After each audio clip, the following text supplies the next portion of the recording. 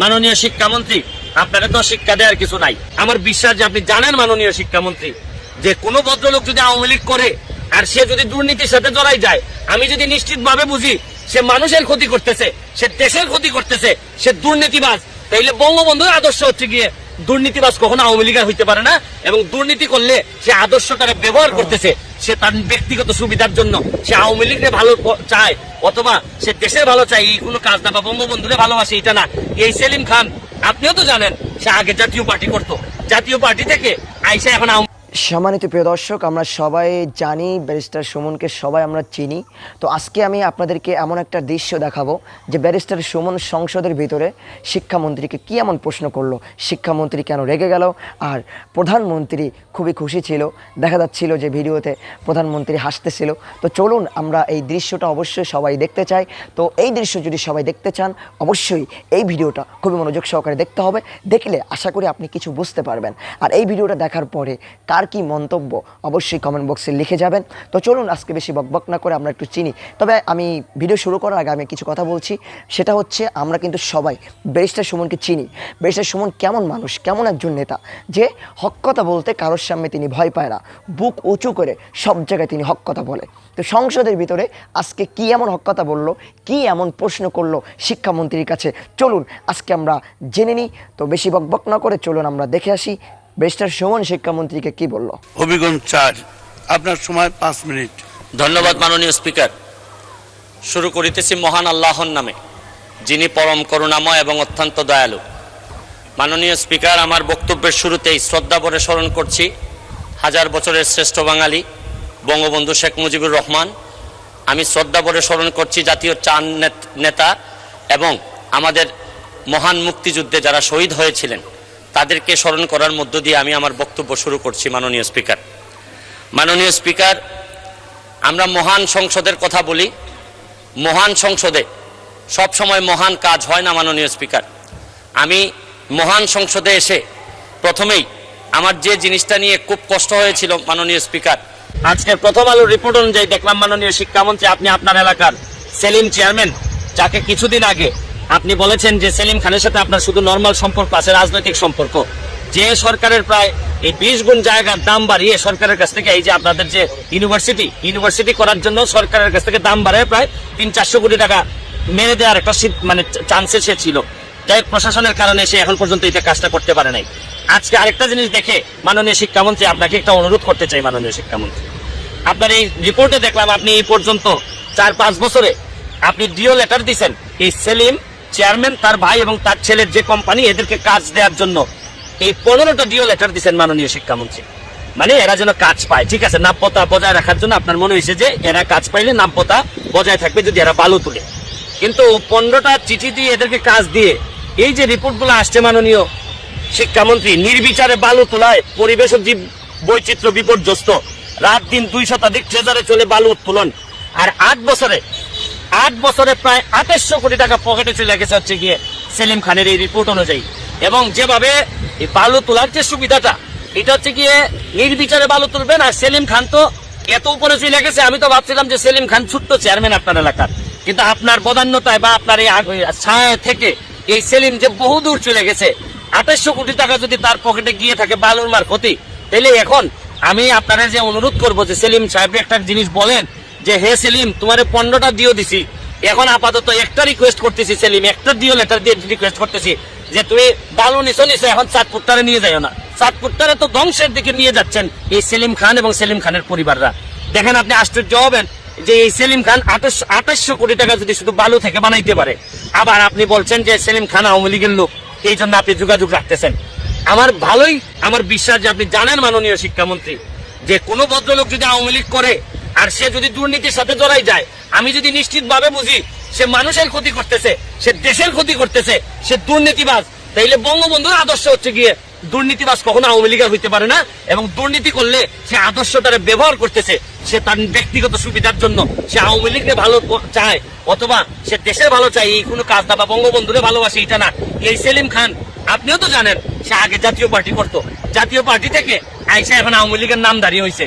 আর আপনি আওয়ামী লীগের করে এই কারণে আপনি বলে দিলেন আপনার কনস্টিটিউয়েন্সিতে আপনি 15টা ডিও লেটার দিলেন। আমার আর কোনো কিছু বলার নাই।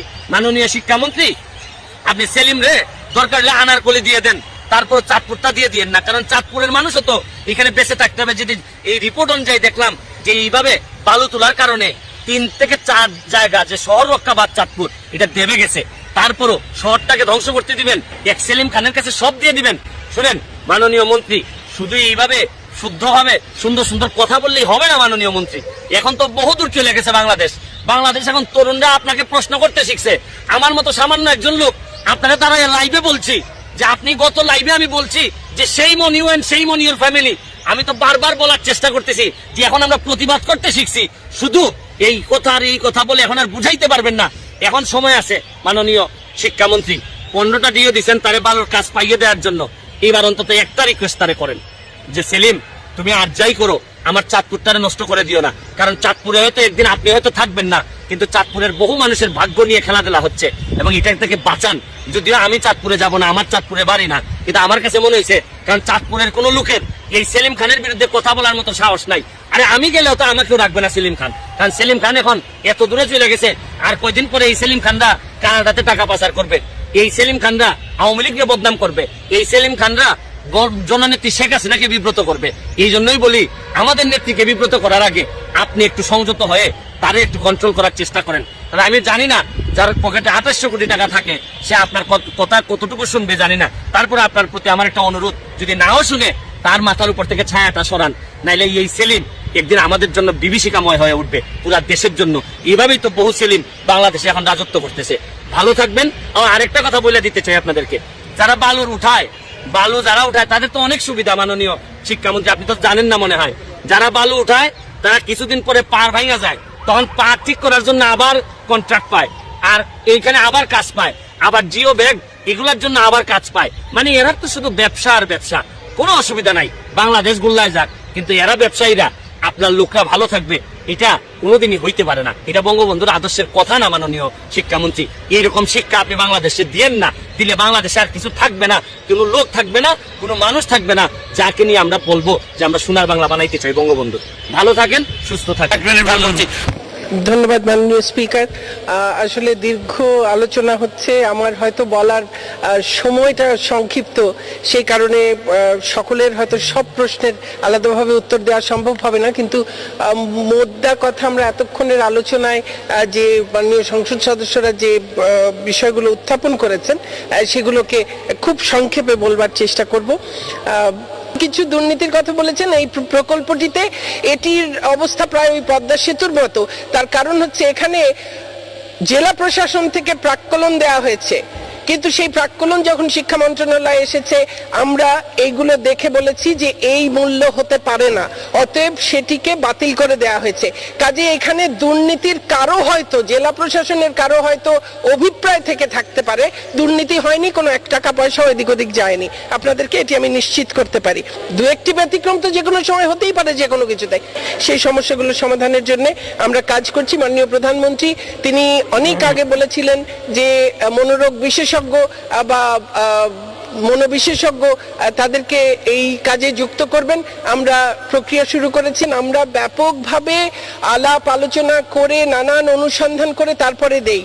এটা মনে রাখতে হবে, পৃথিবীর এমন কোনো পেশা নেই, এমন কোনো জায়গা নেই যেখানে ভালো মানুষের পাশাপাশি কিছু বিপদগামী মানুষও থাকে না, এমন নয়। কোনো মানুষ আপনি ভালো ভেবে কাউকে দিলেন, তিনিও ভুল করতে পারেন অনেক সময়। কাজেই অন্যায় অপরাধ কোথাও ঘটতে পারে, বিবেচ্য বিষয় যে অন্যায় অপরাধ ঘটলে ব্যবস্থা নেওয়া হচ্ছে কিনা, এবং যেখানেই এই ধরনের কোনো সমস্যা আছে সেগুলো সাথে সাথেই আমরা তদন্ত করছি, এবং তদন্ত করে আমরা অবশ্যই আমরা ব্যবস্থা গ্রহণ করব। কোথাও কোথাও ইতিমধ্যেই ব্যবস্থা গ্রহণ করা হয়েছে।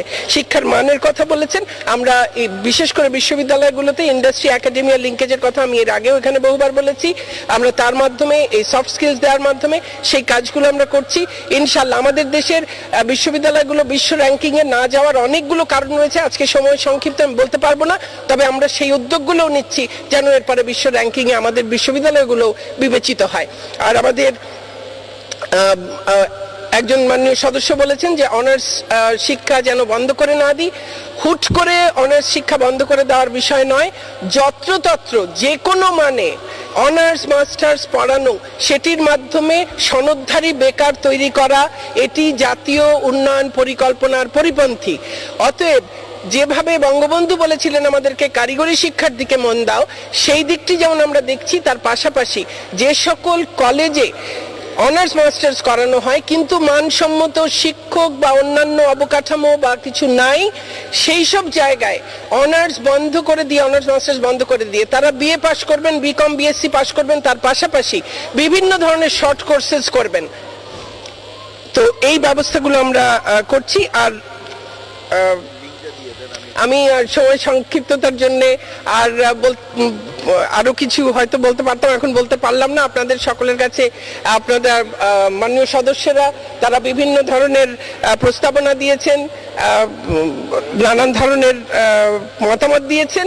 আমাদের পক্ষে, শিক্ষা মন্ত্রণালয়ের পক্ষে সকল সংসদ সদস্যের নিজ নিজ এলাকায় শিক্ষা প্রতিষ্ঠান উন্নয়ন সহ নানান কাজে যেখানে যতটুকু সহযোগিতা প্রয়োজন আমরা আন্তরিকতার সঙ্গে সেই চেষ্টা চালিয়ে যাচ্ছি। মাননীয় প্রধানমন্ত্রী আমাদেরকে এই কারণে যথেষ্ট পরিমাণ বরাদ্দও দিচ্ছেন।